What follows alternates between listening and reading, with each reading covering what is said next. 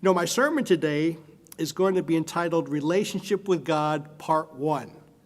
Relationship with God, Part 1. What happened was I'd had a presentation prepared. All three parts were together. And I got to thinking, I think I want to slow down and take a little time with each of the parts. I could have done it in one time, crunched it together, but I thought I just want to take a little time and talk about this. Now, obviously, when you hear me speak quite regularly, I talk about relationship with God and dealing with stress and dealing with troubles. Friends, that's my life. While many people's lives are dealing with a lot of other things, all I seem to do is bounce from one person to another who needs help. And then we hear about, is that your relative, Reg, the 6-year-old? Is that your niece? Friend of Jessica's. Then you get the six-year-old girl has leukemia. I mean, that seems to be my life. I mean, I don't know her at all, but I'll pray for her, and I'm not even around her to help her out. But, our bulletin, sometimes people can read our bulletin and assume that all these people live here. And no, we have enough health challenges here ourselves, but we just know people. We'll pray for people. And some people say, are all these Church of God people? No. Some of these people are Baptist, some are Catholic. We don't question that. When someone needs prayer, we try to help them. And locally, we try to help people where we can, how we can. But it seems like my life just goes from one situation to another. And of course, I do have, my in-laws have moved close by, so that takes up my free time. So my free time is helping with them, but I still have my work to do, and I just bounce from these very tough situations. Now, I know some people deal with all other things, but there's a lot of good people out there, a lot of good even churches out there who just help. I know like the mega churches, people complain about these mega churches in Dallas or the mega churches in Atlanta with 10,000, 20,000 people, Houston, and the people make fun of those mega churches. Well, the way those mega churches work, they get you to come as you are, get in the door, and then they do all their work in small groups of single parents, small groups of recovering alcoholics, small groups of overcoming drug addiction. So that's where the work comes. I mean, they have you watch on the TV or you go to visit and they have this huge number, but most of the work is in small groups. In other words, like most congregations around the country of all denominations are small like us. And you count all the big mega ones, there's just a lot of small. In fact, many Baptist denominations, they have a certain cutoff number. That once it gets to that cutoff number, they start a new congregation. In other words, let's say they have a congregation in Big Sandy that gets too big. Sometimes they'll start a congregation in Gladewater or Winona or somewhere to try to help keep it small because it's the small interaction that can work. But again, I heard some of Neil's study. Again, we all trying to improve in how we can serve other people. And so we have these situations. So I want to help you by talking about a relationship with God. It helps two ways. It can help your relationship with God, but maybe it can help you as you help other people's relationship with God. You see what I mean? It can help you with your relationship with God, but maybe it can help you with other people's relationship with God. So the sermon was going to be 3 different questions done today, but the sermon will be one question today. What does God know about you? We're talking about your relationship with Him. Now, if I ask the question, what does God know about you? Most Bible students would say, God knows everything about us. I don't quibble with that either. But let's turn over to Matthew chapter 7, verse 23. Let's turn over to Matthew chapter 7, verse 23. And let's deal with the English words here in Matthew 7:23. Let's try to put this together as we're trying to understand our relationship with God, as we're trying to understand what God knows about us. We'll just take it first in 23, then we'll read it in context. Verse 23 says, Then I will declare to them, I never knew you. This is red letter. This is Jesus talking. And he says, I never knew you. Is it possible that Jesus Christ doesn't know people? Is it possible that Jesus Christ, like God the Father, has limitations? That he really doesn't know somebody? And then, of course, the question is, does he know you? Well, we had a great interactive study on that. I appreciate it very much. Someone brought up the point is, because I said God knows us all. And so one individual said, well, you're taking it literally, Dave, that God knows us all. Maybe this phrase, I never knew you, is more of a phrase. Maybe it's just a metaphor. And I believe that was an accurate conclusion. What does it mean? What does the metaphor mean, I never knew you? And of course, the example was brought up. It was really a good example. It's kind of like, what if you've been in a marriage for someone for 30 years? And all of a sudden you found out that your mate committed adultery. And then sometimes you might, after you get over the trouble of the sin, the disappointment, the lack of trust, you might sometimes say, I don't know you anymore. Remember, know that expression? I don't know you anymore. In other words, the way I'm perceiving you, something's changed. And so it's not like he doesn't know who we are. Christ knows who we are. But let's look at it and read it here and see it as we try to put this together. We'll look at verse 21. Not everyone who says to me, Lord, Lord, shall enter the kingdom of heaven, but he who does the will of my Father in heaven. So in other words, a lot of people say they know the Lord. They will say his name. They will praise his name. They will sing to his name. They will pray to his name. They will say good things about his name. They will teach his name. They will teach a gospel about his name. But just because someone knows the name Lord, Lord, when you can change that to God, God, you can change that to church, church, you can change that to gospel, gospel, you can change that to grace, grace, you can change that to 10 Commandments, 10 Commandments, you can change that to whatever. Just because someone says religious words doesn't mean that they have a relationship with the Lord. That's what he's saying here. We have to be doing the will of our Father in heaven. So we want to have a relationship with the Father. We want to see what his expectations are, and we want to fulfill those expectations. But Jesus is saying not everyone who says religious talk. In fact, a lot of times, I would say a lot of our messages aren't always religious talk. Every speaker has different styles. We have different styles. Some of our guys have more historical style. Some have more logical style. Some have a teaching style. And yet we're not afraid to say religious words. We're not afraid to talk about religious concepts because we want to talk about truth. But on the other hand, I don't think we necessarily sound as religious as many presentations in other congregations. That's fine. And we have variety. That's good. But it's not just saying the right thing. But look at verse 22. He said, many of you will say to me, Lord, Lord, haven't we prophesied in your name? Now, what do you think? If someone gives a true prophecy using the name of Christ, does that guarantee it's from the Lord? It most certainly does not guarantee that. Now, someone would say, well, if prophecy is true, it has to be from God. That's not what he's saying here. He's not saying here, he's saying here the prophecy could be true. That doesn't necessarily mean it from God. It could be insightful. I suppose it could be from the evil spirit world, giving certain perception. Just because someone gets prophecy right. See, that's the crazy thing. That's why people are so hung up on prophecy. It's like, this person got it right. And my answer is, so? This person said this was going to happen, and it did. And?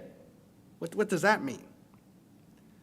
A lot of times, some parts of the Church of God used to talk about Petra over in the Middle East as a certain special place. And for the longest time, when I heard them talk about Petra as a certain special place, I thought that was only in the churches of God I was a part of. Then I happened to read parts of the Left Behind series. And in the Left Behind series, Petra was mentioned as a certain special place that millions of people read. And I found out, that was not just a Church of God theory. That was not just a Church of God idea. Many religious people had done their homework about a place called Petra, and then they looked at what had been historically, which it had some parts of history, but then they made predictions of how it was going to be important in the future. But just, in other words, many churches talk the same thing. The concept that we call U.S. and Britain in prophecy. People think, well, was that only in the Church of God? Absolutely not. There are many churches long before our branches of the Church of God came along that looked at United States and Britain in prophecy. In fact, be very careful about that, because some people teach it in a way that's very prejudiced, very racist. And so that's why you have to always be, when you say, well, this is what I believe, you want to be real careful, because you may believe parts of certain things correctly, but there are other people who might have similar thoughts initially who might take it a place that you never want to be associated with, that you never want to take, you never wanted a part of your life. The part is, many times people think a certain doctrine is exclusive to them or to their branch. If you just do a little study in history, some of these things have been passed around from different groups from time immemorial. So in other words, you're saying, Dave, so you're saying people can get prophecy right and still not be from God? That's what I'm quoting here as saying. Notice the next one. He said, many of you will say, we cast out demons in your name. Now think about that. Consider that. If a demon is cast out, is that always from God? They cast out demons in your name. Yet, he said, I never knew you. Wait a minute. People Christ didn't know successfully cast out demons in his name? Well, again, the phrase, I never knew you, that's why we have to understand what it means. But people will think that. So think how this can apply to you. The next one says, didn't we do many wonders in your name? So sometimes say, I want to prove to you that I'm of God. I've given successful prophecy, so I'm of God. I've cast out demons, so I'm of God. And I did many wonderful things, I'm of God. And Jesus said, I never knew you. In fact, he went on to say, depart from me, you who practice lawlessness.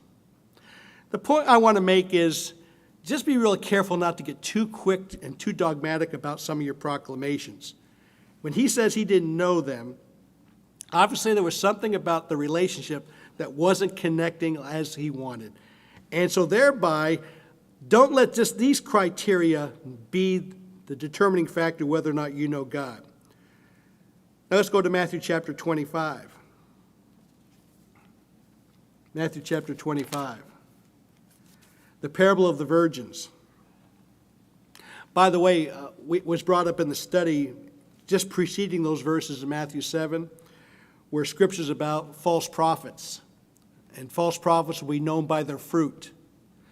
Let me remind you, it's something I'd like to remind regularly. If this is the first time you've heard it, it's not that I haven't said it before, but maybe it'll sink in today.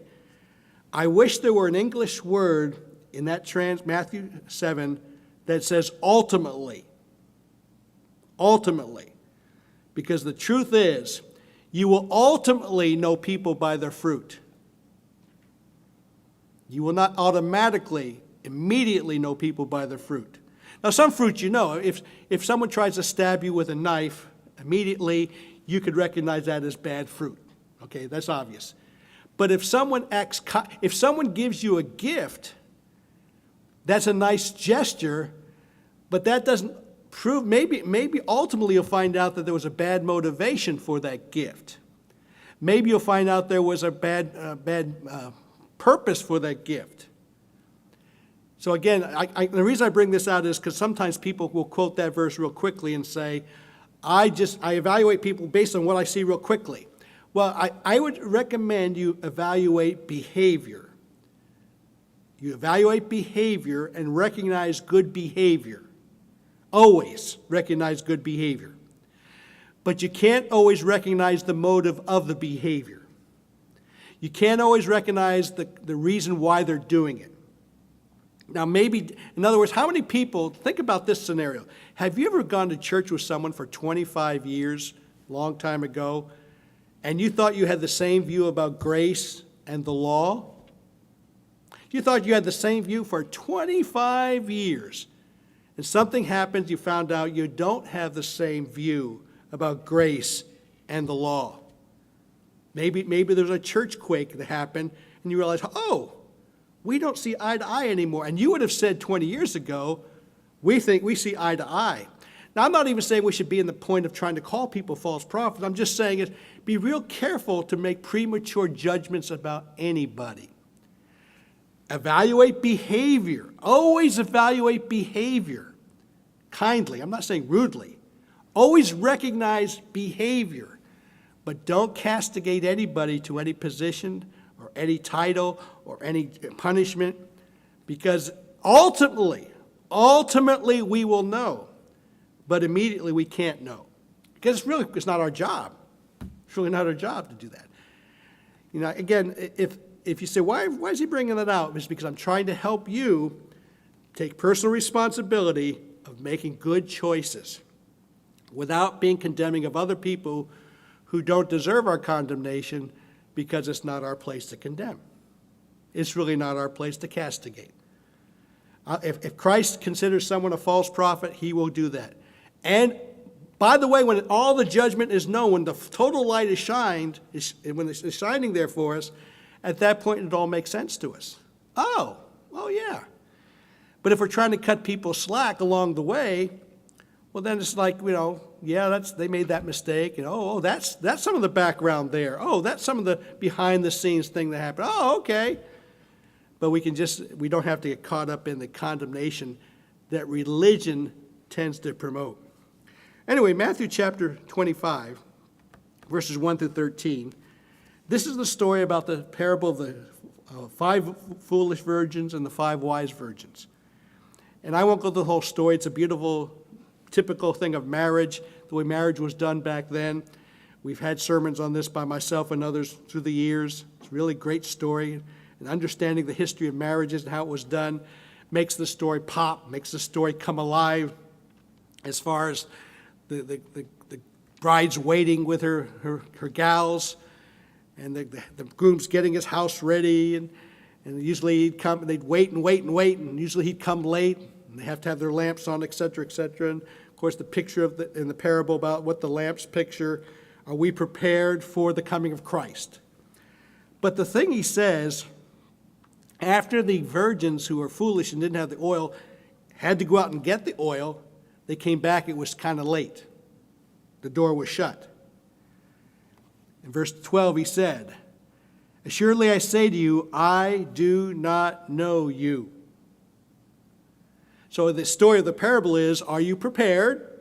The story of the parable is, are you a wise person who's prepared, or are you a foolish person who's not? All of us get sleepy. All the virgins got sleepy. All the virgins made mistakes. We all make mistakes.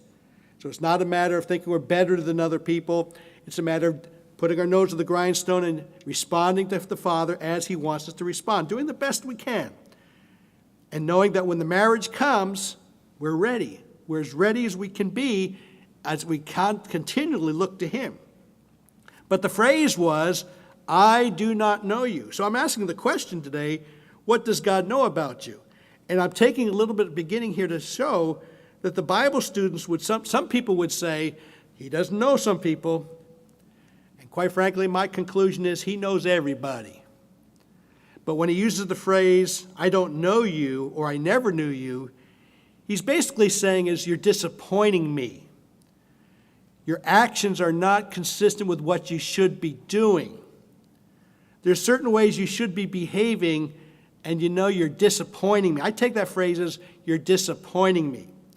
In both Matthew 7 and Matthew 25, he's basically saying you're disappointing me. You're coming short of what I expected from you.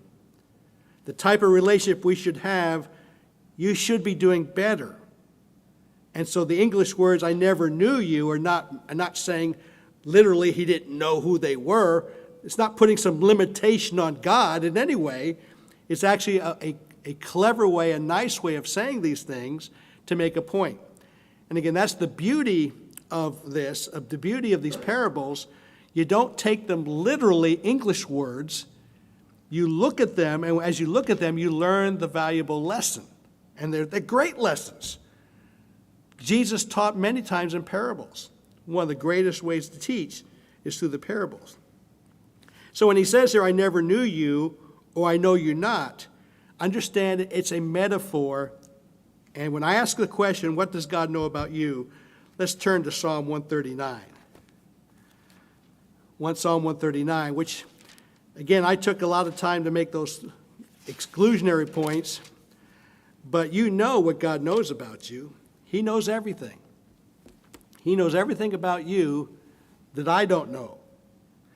He knows everything about me that you don't know.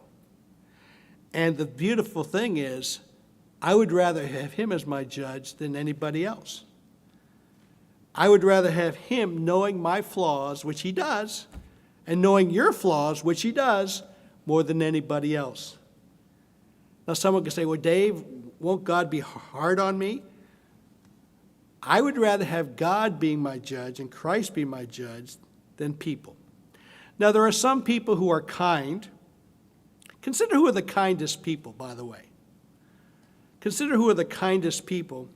The kindest people are generally those who know their own warts.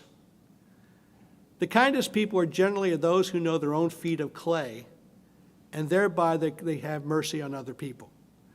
Those who receive mercy sometimes know how to give mercy. Example of that, there was an individual years ago, his name was Garner Ted Armstrong. He has a sordid history in society, not well thought of by many people in society, and I'm not justifying his mistakes. I am saying this on two occasions, he was very kind to my family. One occasion in 95, another occasion in 98, when our family was going through a little trial. These little trials come and go. Was going through a little trial, and he announced in the church he was pastoring, that was sent out to all the churches, that please pray for Dave Havir and his family. That was very nice. The reason I know that, because someone who used to go to his church brought a cassette, back when cassettes were in, brought a cassette here, I'd like you to listen to this. I listened to the cassette, and I heard him tell everybody to pray for my family. You see, here was a man who had a lot of feet of clay. But so thereby, he was one who thought, you know, even though what you and I sometimes go through is very minor, he looked at it as, you know, let's pray for that situation. Let's pray for this person. Let's pray for that person. One of the things of when you recognize what your flaws are, sometimes it can make you more kind to other people. And the Pharisees had the opposite problem. The Pharisees thought they were so important that they wouldn't pray for others, they would condemn others. And that's what happens. You find a lot of religious people. Who are the people who are oftentimes the most condemning of other people? The people who think they have their life together. The people who think they're pleasing God in an immense way, then will be too hard on other people. But if all of us realize who we are before God, we appreciate God's grace, we appreciate God's love, we appreciate his instructions to help us move forward, that generally helps us be kinder to other people. But that's not always the way it is. Sometimes the hardest people are the very religious people, because they somehow feel more superior, because they have to deal with their own validation, and then they sometimes get this great rush to put others down. Or maybe sometimes they even think they're helping somebody. But even though they think they're helping somebody, that's not necessarily true. Psalm 139, verse 7. Where can I go from your spirit? Where can I flee from your presence? See, that's when I read the phrases like, I never knew you. You can't hide from God. God knows everything. If I ascend into heaven, you're there. If I go down in the grave, you're there.